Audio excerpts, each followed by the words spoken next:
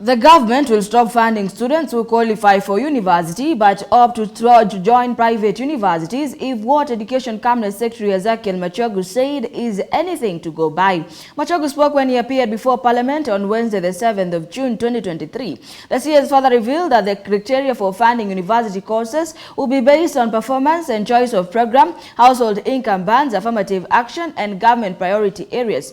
The action had many reactions from students and those in public and private institutions. Let's take a look.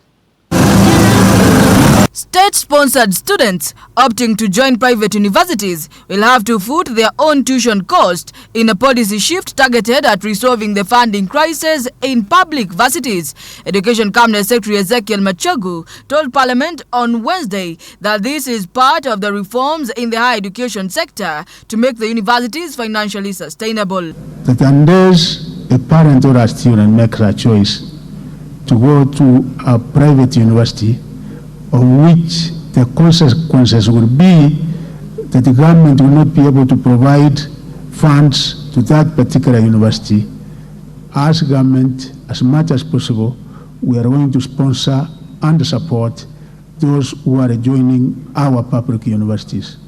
However, a storm is brewing over the government's plan to stop funding the private universities. The action has had many reactions from students from those in public and private institutions, with some saying that all students deserve equal opportunities regardless of the institution they choose to study in, be it private or public, further urging the government not to be biased. Watoto tupate loans. Wase wengine wanatoka poor background.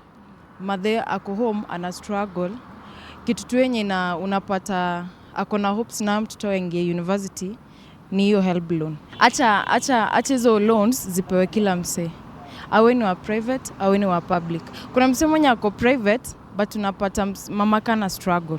Those in support of the move noted that it was a step in the right direction for the ministry to first solve the financial crisis that has been going on in public varsities for ages before venturing to fund the private universities. I think it's a right step, but also we need to review on how have they been able to manage the public universities as well before we start looking at the private.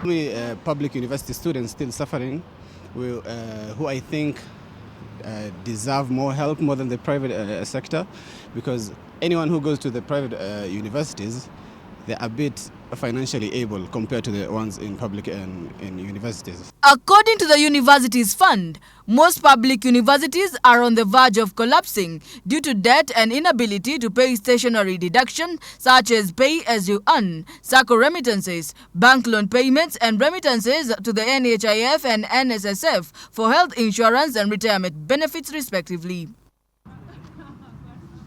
The sharp drop in the number of self-sponsored students enrollment in public universities has resulted in cash flow challenges, leading to a freeze in new hiring and a showdown in expansion plans as they struggle with huge debts. Machogu say the move will help make public universities financially sustainable.